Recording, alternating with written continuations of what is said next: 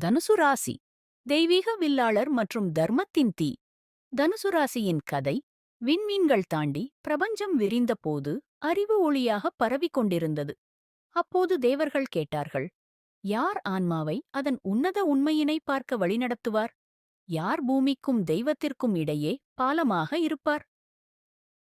அப்போது தோன்றினான் ஒரு அரிய உருவம்.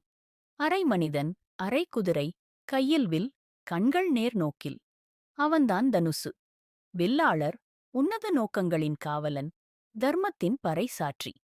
அவனது அம்புகள் காயப்படுத்த அல்ல, விழித்துணர்ச்சி தர. ஒவ்வொரு அம்பும் அறிவின் நெருப்பை சுமந்தது, மாயையை உடைத்து உண்மையைக் காட்டியது. அவன் பயணம் போர்க்காரணமாக அல்ல, அறிவை தேடுவதற்காக.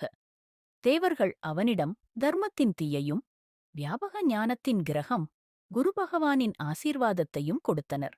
அவனது ஒவ்வொரு அடிக்கடியில் அவன் சொல்வது இதுதான்: வாழ்க்கையை வெறும் அனுபவிக்க அல்ல, புரிந்து கொள்ளத்தான். ஒரு நாள் ஒரு யாத்திரிகன் அவனிடம் கேட்டான், நீ எப்போதும் முன்னோக்கே செல்கிறாய், என்ன தேடுகிறாய்? தனுசு சிரித்த வண்ணம் கூறினான், ஒரு இடமல்ல, அனைத்து பாதைகளையும் இணைக்கும் உண்மையை தேடுகிறேன். அவ்வாறு தனுசு ராசியானது ஆன்மீகப் பயணம், உயர்கல்வி, தர்மத்துடன் கூடிய செயல் மற்றும் தெய்வீக தேடல் ஆகியவற்றின் சின்னமாக மாறியது. அவன் வான்மேல் பாயும் வீரன், பூமியை வெல்ல அல்ல, அறியாமையை வெல்லத்தான். தனுசு ராசியின் பரம்பொருள் பஞ்சபூதம். தீ பரவலானது, உயர்வு தரும். ஆட்சி கிரகம் குரு பிருஹஸ்பதி. ஞானம், வழிகாட்டுதல், தர்மம். நட்சத்திரங்கள் மூலம், அடிப்படை மாற்றங்கள். பூராடம் அடங்காத சக்தி. உத்திராடம் உண்மையின் மூலம் ஜெயம். தெய்வீகம் குரு, தேவர்களின் ஆசான். நிர்ருதி மாற்றத்தின் சக்தி. அபஸ் தண்ணீர் தேவதைகள்.